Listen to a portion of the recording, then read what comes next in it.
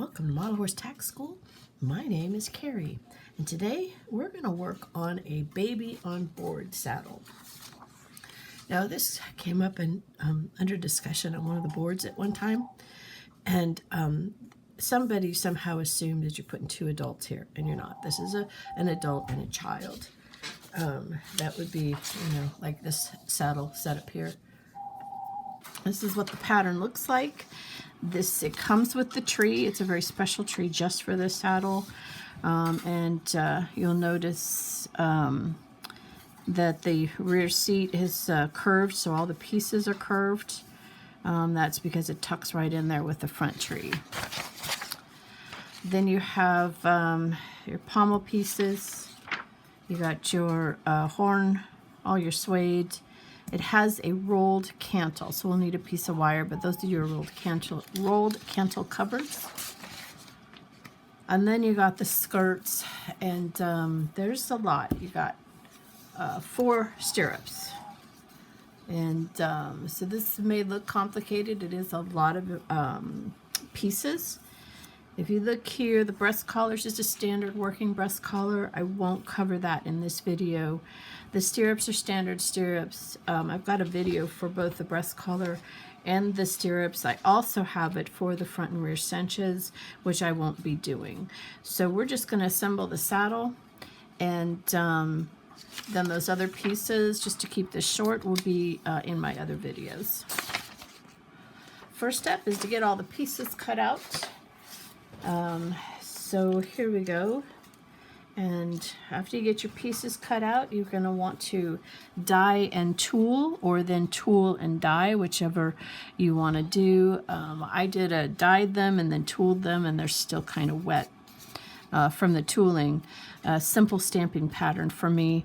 Make sure you edge coat all your pieces. So here, all my pieces have an edge coat. And that's pretty much it. I am ready to start assembling the tree. Okay, so since this is based off of my leather tree, if you have the leather tree pattern, I've made one of my leather trees. It's going to look pretty much the same. Right now we're doing the horn, so that armature gives shape and structure of the horn. Go ahead and glue that in place, and then wrap it around the stem. And then the next piece that has the stem but not the horn, we'll put that on. And then the third piece. All of these have been skived in the corners so that you get a nice little triangular effect. Now we're doing the horn, so I do underneath and then wrap it around. This is the under horn piece. Trying to get it to wrap halfway around. Now the top horn piece, I always do a little bit at a time. We do the top, get that to glue on to the bottom one, and then to the back. And I'm cutting away extra of the under horn piece. Now we're going to kind of wrap. And you can wrap it all the way around or wrap wherever you feel comfortable, but it should be at least a half wrap for both sides. And I took that from a regular full-size saddle pattern. And then just trim off the excess. I'm always trimming off what I don't need. I'm checking the inside because I'm going to use it's not exactly flush, and I want to put that gullet piece in there. So I want to use the curved pommel cover option, and then match it to this gullet piece here. So this is made out of a calf for that piece. And then this here is, now in this case here, it's a really thick skiver. So it didn't need to be moistened. It was stretchy enough to not need that. So I'm just kind of gluing the edges there, and they take pretty good.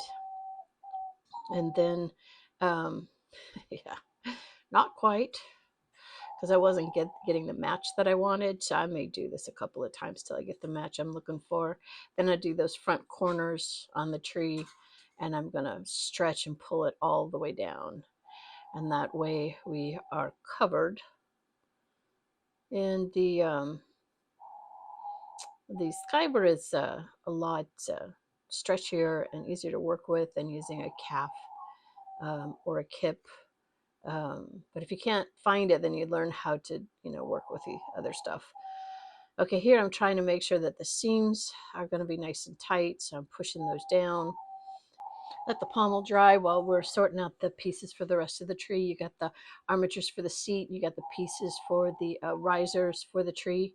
So we're going to go ahead and glue the aluminum to the seats. There they are, dry, love it. We match the bottom, not the top.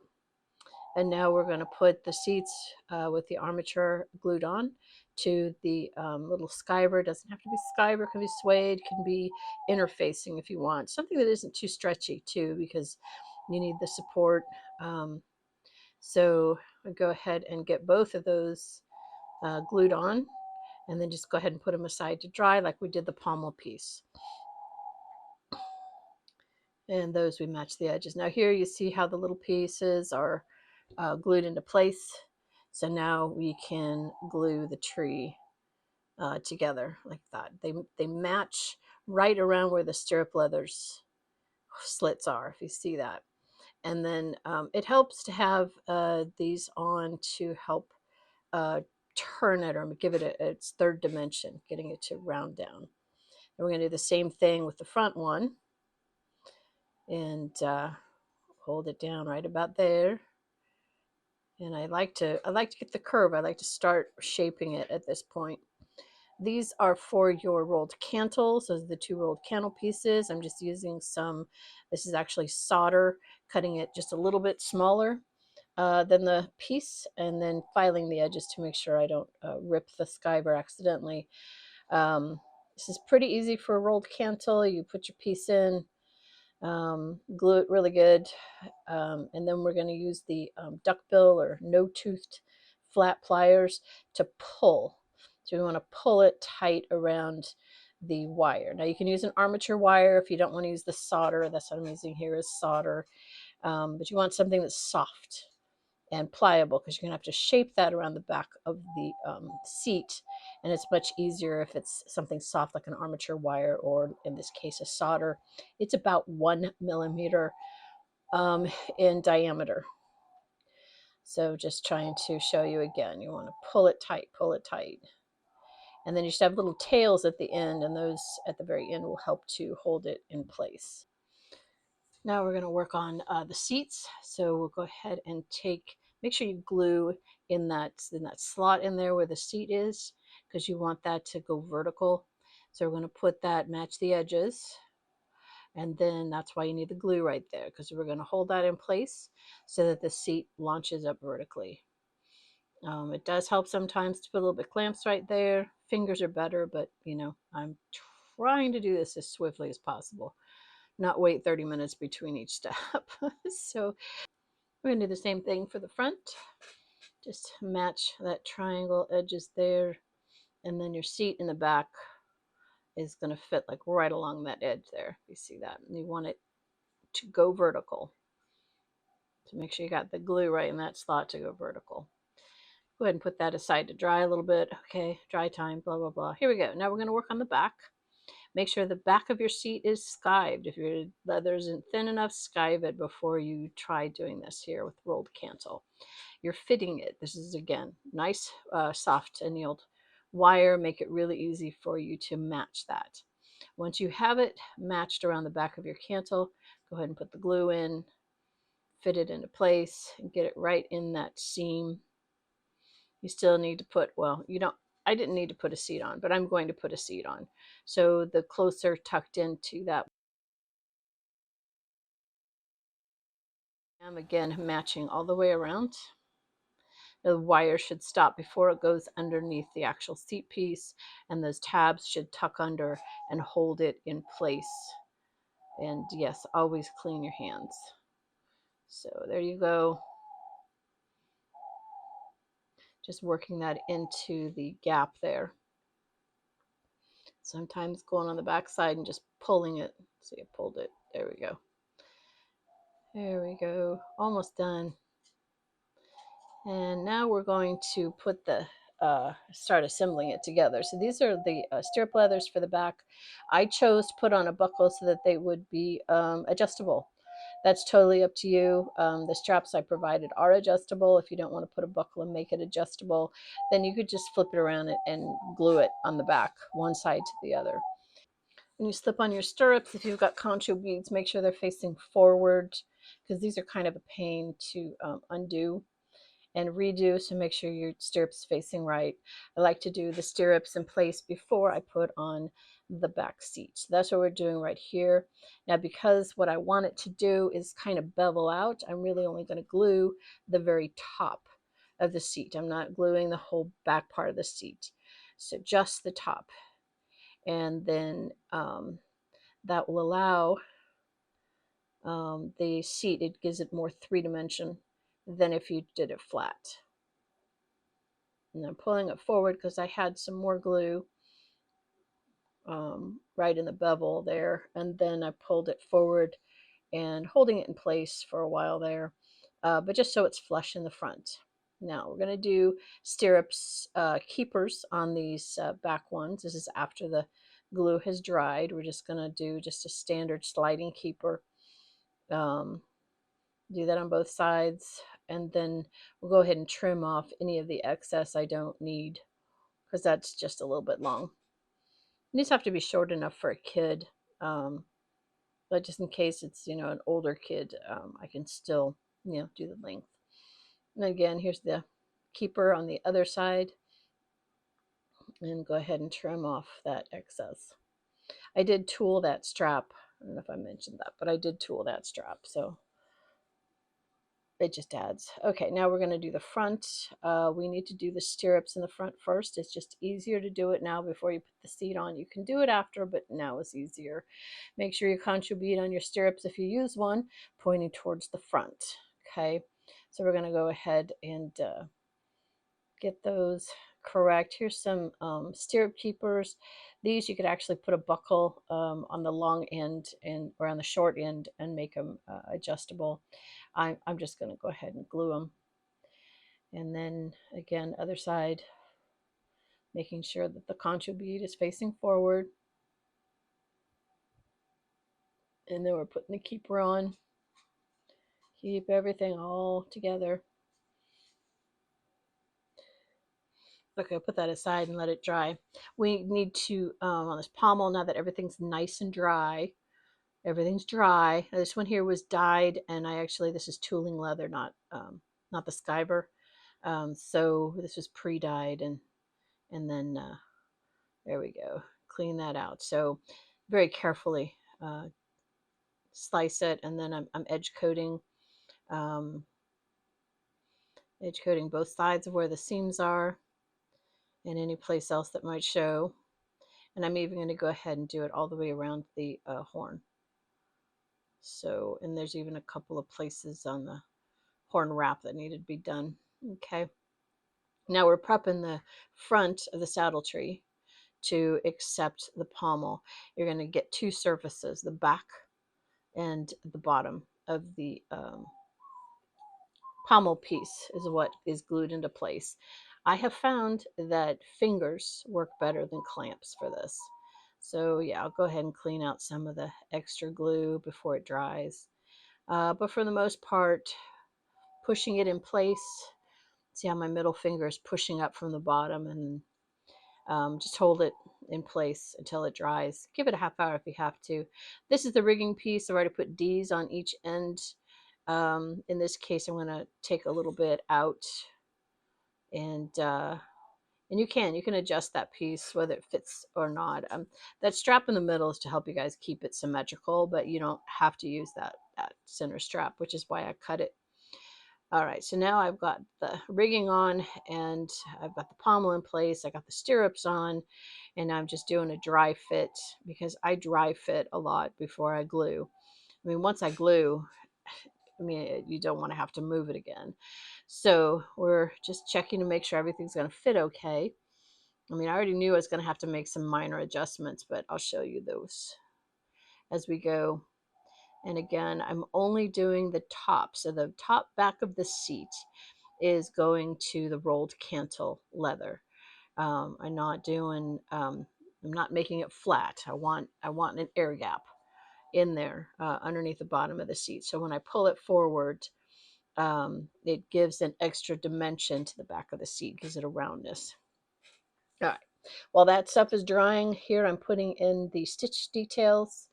Both the rear jockeys and the lower skirts have this stitch detail. It's just a thick brown thread. It could be anything.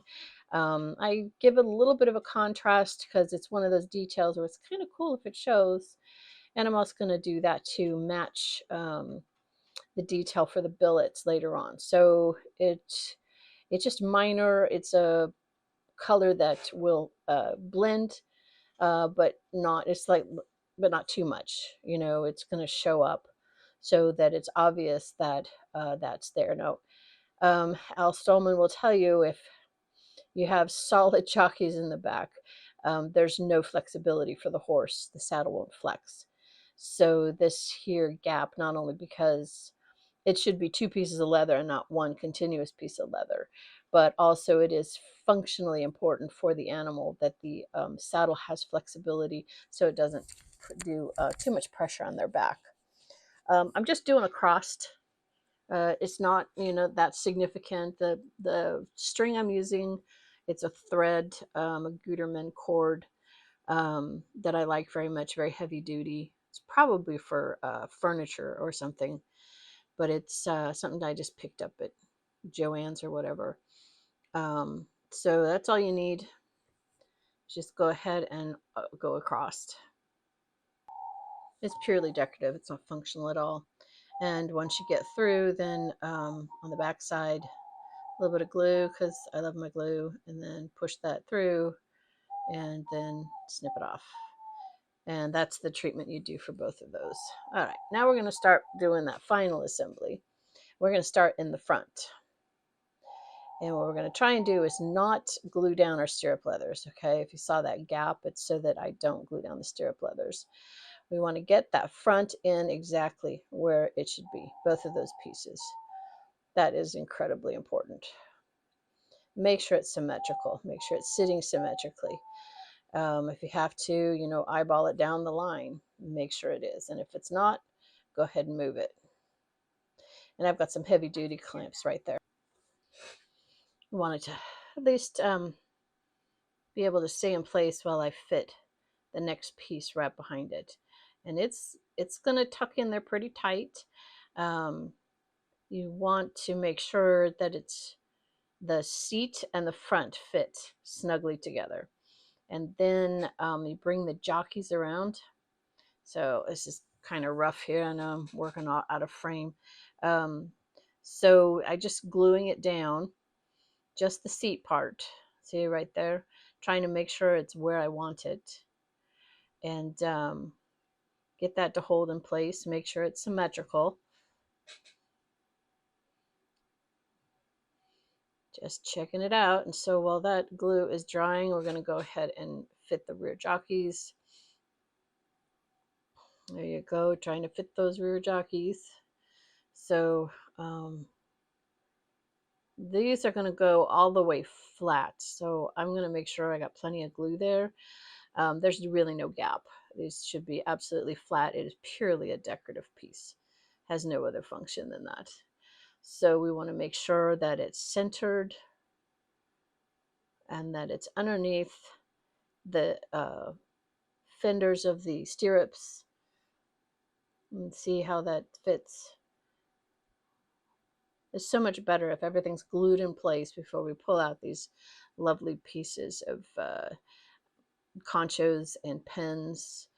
And we're going to start kind of in the middle. I don't want to start in the very front. Here I'm just putting a concho bead on every single pin. And I do need to get there we go. So that's for the cinch and the latigo. And I prefer to start somewhere in the middle. So we're going to do right by the seats because that's kind of critical for support. So stick it through. I do 2 bends, not 1, and then I trim some of the excess off. So I kind of like it to make almost a U-turn. Now I'm going to go ahead and glue in those fenders where I want them, because it's just easier to have them in place before you put the pins in, because otherwise you have to take the pins out. And I've used a half a dozen extra pins on a saddle just because that moved around, because I thought there was some game about, can I do this without gluing it? It's nobody's going to be able to tell. Go ahead and glue it in place. Save yourself some time and misery. Oh yeah, pick off that glue. So a lot of this is just giving the glue a chance to dry. It's shaping it. Um, Here we go. 2 more pins, one on either side of that seat. Wow, this is fast. So, yep, on either side. I wish I really could assemble this quickly. I could make so many saddles. Okay, so now we've got we've got the middle in place, and it's less likely to move. So we'll go ahead and do the front 2, and that's with your cinch holder and your latigo tie holder. And again, stick it through, do a couple of bends, and then trim off the point. And I hold on to the point because otherwise I'll step on those later on and they don't feel good. 2 more in the very back here. These are, try and get them in line with the other pens. I didn't pre-punch the holes. Usually it's based on wherever your tooling is. This was a very basic punch or stamped design. So it was kind of, you could put them anywhere, really. It's not, it would have been fine. But I was eyeballing where to put them and try and make them even on both sides. But like I said, usually I pre-punch the holes so that I get them in the right place. Okay. So that looks pretty good. We got almost all of it together. And now, yeah, we're just making sure those are going to lay flat, because the next step is to put the suede backing on. And this is a lot of glue. And I like to make sure those pins are going to lay flat in a divot somewhere, not going to be poking out or causing lumps underneath that model. Even though there's going to be a pad, I just try and do that extra. Spread it all around, so make sure you get it around the billet hole in the back, both sides of that billet hole. And then the excess, of course, I'm putting on the other side. Now the suede, fold it in half, lay it in place, and then it can flop over. It's just to try and control the piece while you're putting it in place. And now we're going to go ahead and squeeze lots more glue. And we're going to spread that around, just like we did the other side. And again, make sure you get both sides of that billet hole. It's just a small area that needs it. Make sure you get that so that suede stays in place. And this is suede. It's just the regular suede. I didn't use anything special on this one. Go ahead and push that in place. Sometimes the top tooling leather will shrink a little bit with treatment, and this won't fit exactly right. And I just basically just worked the suede into place. And here I'm just basically working the saddle together, so it'll lay 3-dimensionally. Now these seats I created on my embroidery machine. That's why you see the interfacing. They're test pilot seats that the stitching is actually a little bit too close to the edge, so I'll fix that, and then I'll do some more once I use these up. And it just fits, and kind of need to make sure when I cut that I cut it right. So now we're going to do the I did edge coat these seats because of the white interfacing underneath. That's, you can kind of see that I did that. I'm going to tuck this into the rear seats using a stylus so I can get right in there and push it into place. My tooling pattern, I actually tooled in the seats, so I didn't need, I really didn't need to put the suede seats on, but I wanted to use these, this new pattern for stitch seats. So here the suede just a little thick, so it's rising up above the rolled cantle. So I am trimming off that edge. I'm not shortening it, I'm just trimming off the edge that's raised up above the rolled cantle. And you need some pretty good scissors for that. So I'm just checking glue. Sometimes there's just glue. There we go. Pick it off. Keep it off my suede. Okay, that's looking pretty good. But we need to put the billet straps on. And I'm not just going to put them on. I'm going to go ahead and put we just glue, right? Just fold over, glue. But I want to put this little detail in there. So one hole at the top, below it, 2 more holes on either side of the first hole. The needle goes through the top hole and then hold the tail, go up from the back, side hole, and then go over the top to the other side hole, and then up again through the back, through that top hole, and then through that loop created. And then you go ahead and trim that up, and it makes a cute little connection detail. It's just one of those details I think make it look more live show quality. All right, that's all 4 of them. And now I've put on the front and rear cinches, which were just the ones from the pattern. Now I'm going to make a blanket. So we're going to kind of measure by putting the saddle on. I should have probably used a square or something. I folded in half so I can put a little slit for the withers, just so it'll sit on just about any horse that way. Just a simple thing. I'm making 2 pads because if you didn't notice, I actually made 2 of these saddles for this video. I'm squaring up, making sure everything's square. And that's the second one, has the wither thing on it, and then trimming them both to the same size. Yeah, making sure they're square. Next thing would be we need some suede. So I just got some suede, same color as I've been using. Go ahead and square up that piece. And no pattern here. I'm just basically going to do 1/2-inch strips of suede that matches what I used for the stirrups and the seat and the back of the saddle, the underneath of the saddle. So I'm just going to go ahead and use the lines on this grid. This is why I like my see-through rulers. So I've got 4 strips. I'm going to make sure that when I cut them on the same side of that line each time so that I don't change the shape. And that's on the wrong side, that line. And then we're going to make sure they're all the same length, which, you know, I think there were 2 that were longer than the other 2, but I just picked the 2 that were the closest length. And yeah, make sure they're ready to go. And we'll go ahead and just glue them on the side with more towards the front than the back. But there will be just a little bit of gap in the front.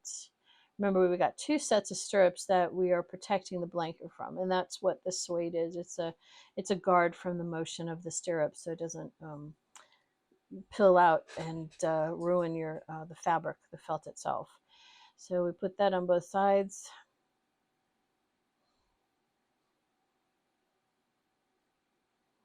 Try to get it about the same opening on both sides. And now we go ahead and put the saddle on, and there we go. That is your tandem Western saddle for mother and child, or father and son, or however you want to do it.